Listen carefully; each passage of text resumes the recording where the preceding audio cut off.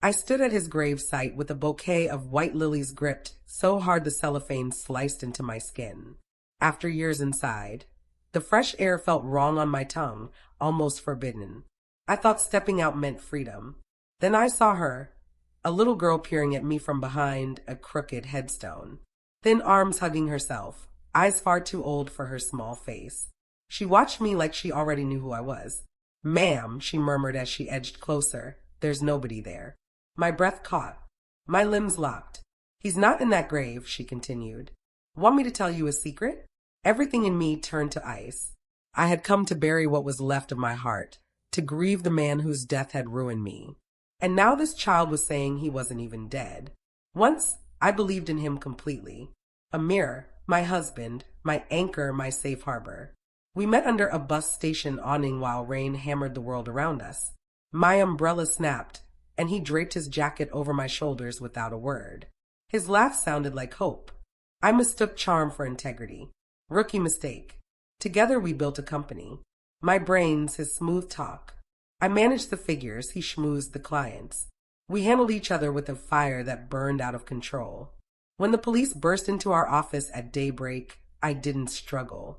I assumed it was some mix-up. I expected him to fix everything. Instead, he said nothing, and I paid the price. 7 years for fraud, embezzlement, documents forged, evidence twisted. My life stolen while he walked away as if I had never existed. The day the judge sentenced me, he squeezed my hand and whispered, "Trust me." I did. That was the last time I saw him. 3 years into my time, the news came. A brutal crash. Instant death. My husband gone.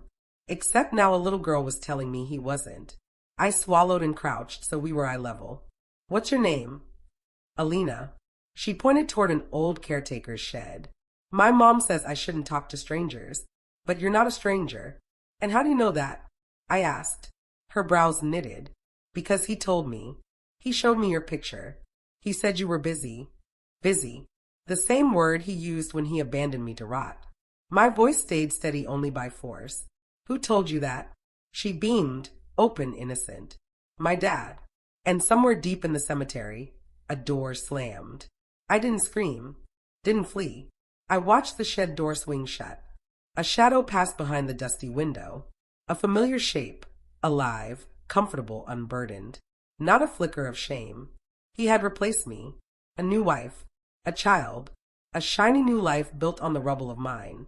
He hadn't even bothered to bury the lie well. Inside my ribs, grief sharpened into something cleaner, colder. I had spent 7 years studying, preparing, planning without knowing what for. Now I did, and I had kept every record.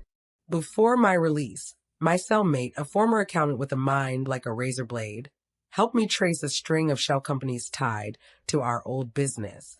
Every trail led back to him. He had taken everything. I only needed one final strike. After leaving the cemetery, I slipped into the city. No parole officer would find me until I was ready. With a prepaid phone, I sprang the trap I'd spent years designing. Fraudulent audits, anonymous tips, hidden accounts exposed. One by one, the pillars holding up his perfect life began to crumble.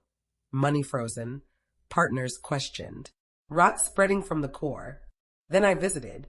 His mansion towered like a monument to betrayal. I slipped in through the back, muscle memory guiding my steps. He was pacing the living room, shouting into his phone. His polished calm had shattered. Panic clung to him like sweat. He was trapped and he knew it. I stepped into view. His voice died instantly.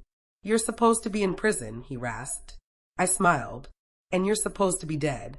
He stumbled back, terror widening his eyes. "I can." "You already did," I replied softly. "In court. With your silence." He collapsed to his knees, hands shaking. The powerful man who sacrificed me for money now folded on the marble like a child. "Please," he begged. "Think of Alina." "I am," I said. "She deserves honesty, not a father who ruins everything he touches." I set the folder of evidence on the table. Enough to end him. Then I turned and walked away. By morning, the arrest hit the news. Fraud, identity manipulation, insurance schemes, money laundering. All the crimes he pinned on me and the ones he hid for himself. Cameras captured his complete unraveling. His wife stared in disbelief. Little Alina clung to her mother's hand, scared and uncertain. Maybe now she'd get a chance at something better. Something real. I went back to the cemetery one last time. No flowers, just closure. I stood before the empty grave and let my breath go. He found out who replaced him, I whispered. And it was me. There was no guilt left. Only justice. Only freedom. I turned away from the plot that once marked my ending. Now it marked the beginning.